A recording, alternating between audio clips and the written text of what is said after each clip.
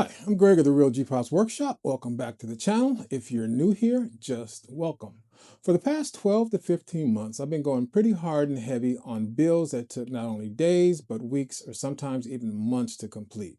I did my original workbench, I built my ultimate workbench, a cabinet for my table saw, I built several tote racks, heck, I even built a bridge. So because of my schedule, I've been trying to dial it back a little bit. So I've been spending more time doing smaller projects, things like charcuterie boards, cutting boards, things that help you unleash some creativity, but don't take as much time or resources. And this has been pretty fun and they've turned out quite well. So in today's video, I want to show you how I did my first curvy cutting board and let you see how that turned out. I think it came out pretty well. So let's get right into it.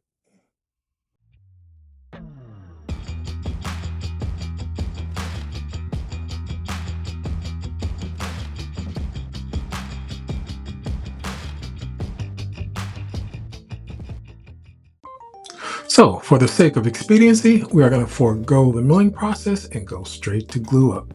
What I'm going to do is I'm going to build two cutting boards, and then I'm going to take those two cutting boards and I'm going to blend them together after cutting them on a bandsaw.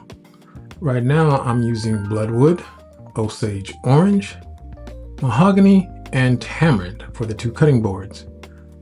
This particular cutting board, the primary color is going to be the bloodwood, or the primary species of wood is going to be the bloodwood, which is a nice color of red.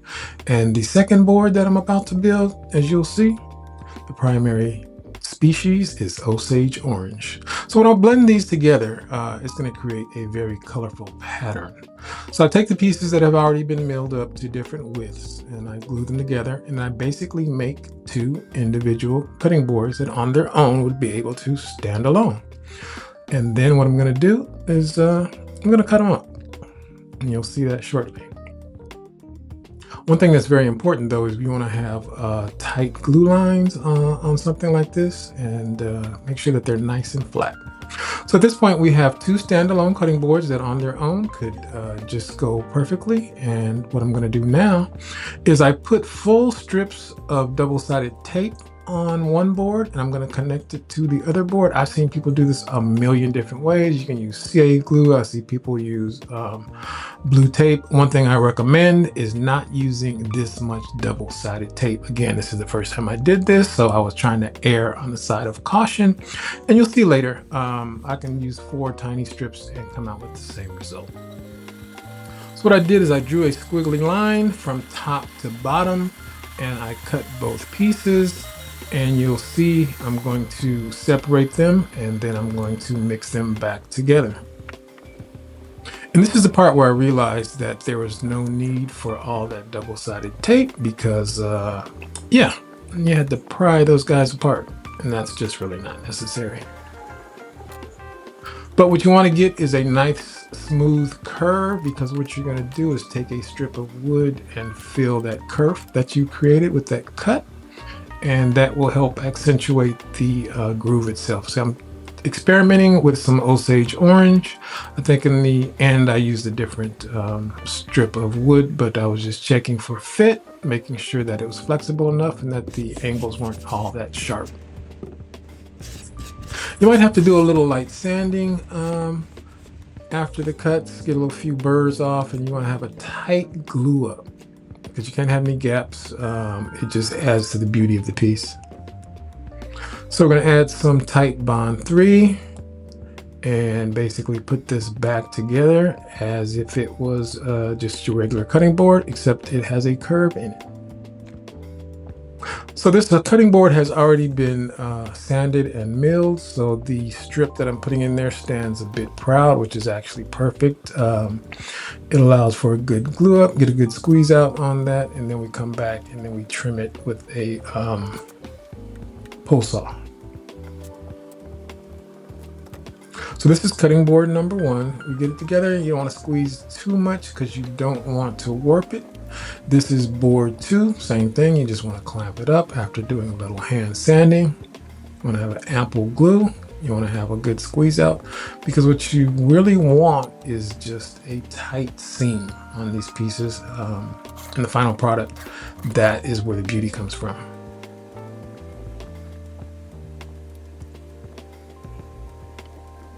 So as you can see, you just want to make sure everything is level, tight. You want to clean it up as much as you can. Get a little good squeeze out, and then we wait. Make sure everything is nice and flush, because if you don't, you could wind up with a gap on one side, and then you'd have to mill that out, and it makes your piece much thinner if you have to do that. So again, we're going to have two standalone cutting boards when this is all said and done. That's the beauty of it. There's really no waste.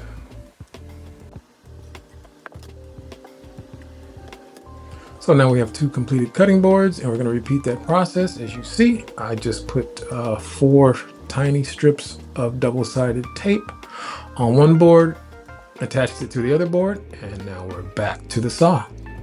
But rather than do one cut at a time, cut and glue, cut and glue, cut and glue, and come back, on this particular turn at the bandsaw, I'm going to make 3 cuts and basically kind of knock this out in one take. Again, you can do this however you're comfortable doing it. I'm very comfortable doing this. I kind of had a vision in my mind. I'm kind of just freelancing at this point because I kind of know how it's going to turn out. A lot of people like to go from top to bottom. I think sometimes if you do a cut like this where you kind of come out the side, gives you some nice dimension. Then I make one more through cut. And at this point, I have 4 individual pieces. And you can see how much easier it is to take off the double-sided tape if you don't use the entire length of the board. And the outcome is just the same. So we have 2 boards cut into 4 pieces, and then we're gonna mix and match those up and create our design. And then we're gonna take our strips and fill that curve. And this is where you can use different color woods and introduce different species, just whatever is going to accentuate the design that you have in mind.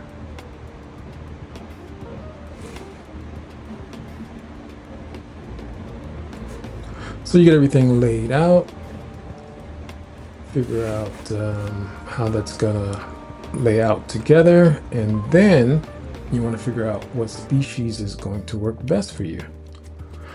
So I had some Osage orange, I had some tamarind, I think I had some purple heart. I didn't use it, but I think I put some mahogany on one, and then I went with tamarind on the other. Since we had a predominant amount of Osage orange, it would have been canceled out if I had put it in here again. Now the important part too is to make sure that you maneuver your pieces so that they fit into the exact section that they came out of, because if you don't, you could actually glue it together and it would be off just a bit, and then you'd have gaps. And the important part to make a curvy cutting board look nice is to have 0 gaps in your pieces.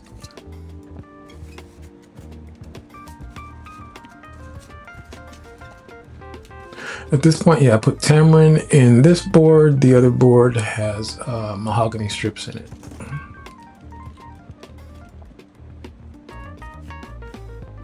And you can repeat this process as many times as you like to get the desired design. At this point, I'm pretty much thinking I'm done. So add a little glue. The boards had been milled and sanded, so the strips are a bit proud, which actually works out in my favor in the end. But you do want to make sure that everything is flush, so you want to put it on your clamps, and you want to make sure everything is flat and resting on the clamps so that you don't have any gaps on the bottom side that you can't see.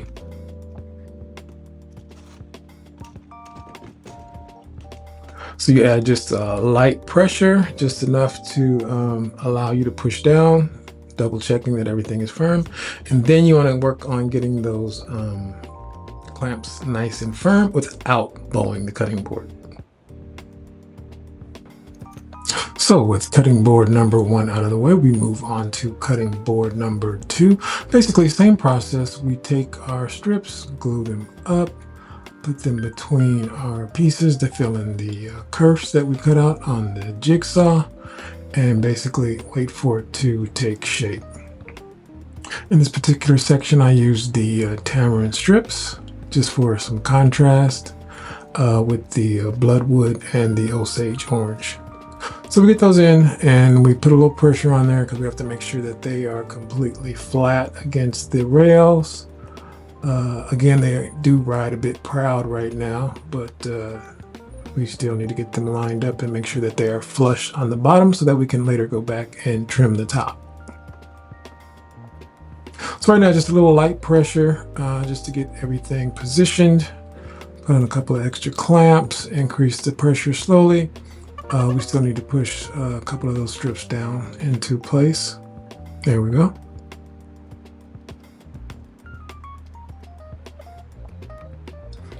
And once we get those lined up, we finalize that pressure. The key again is not to bow the boards when you apply the pressure, keeping everything flat.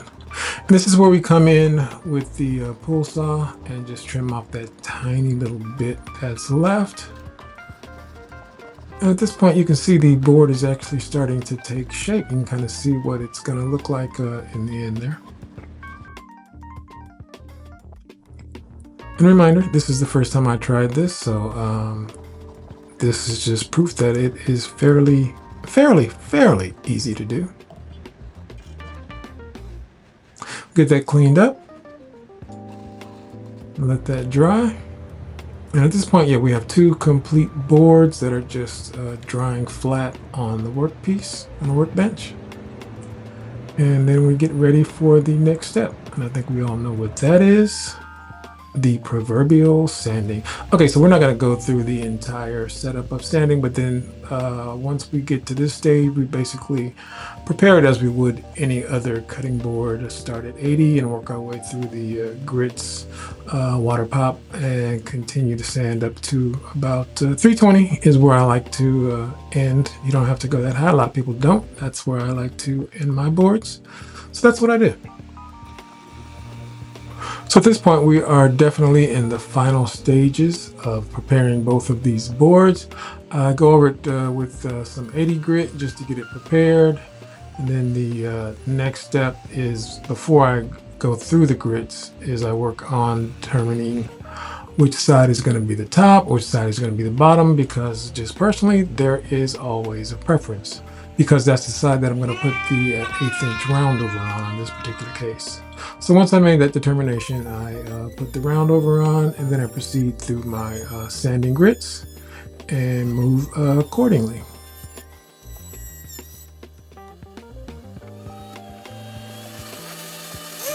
So with that done, we do just a little bit more sanding. I'm not going to show it all. We just progress through our grits and we get the boards finalized.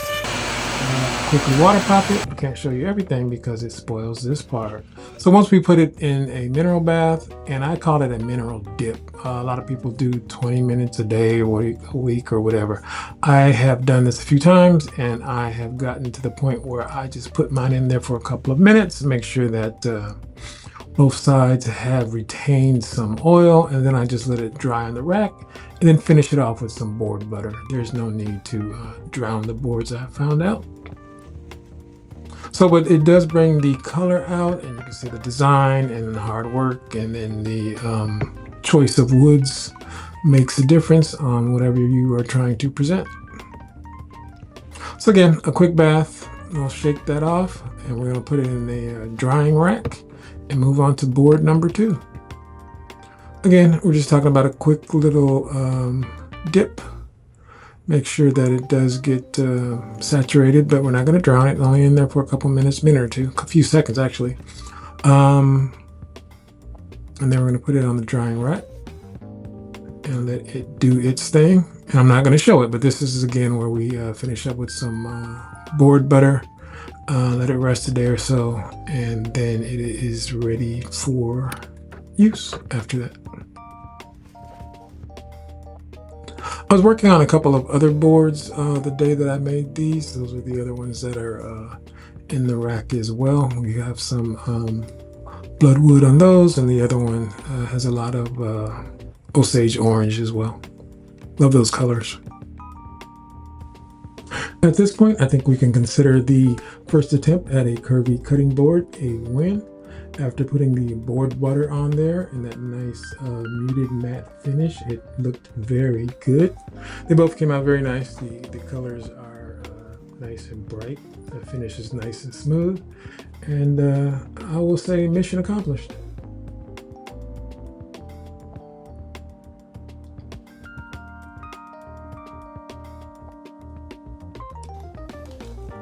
So I want to thank you for making it to the end of this video. I hope you enjoyed it. This was a fun build. These guys are pretty relaxing. They help you unleash some creativity.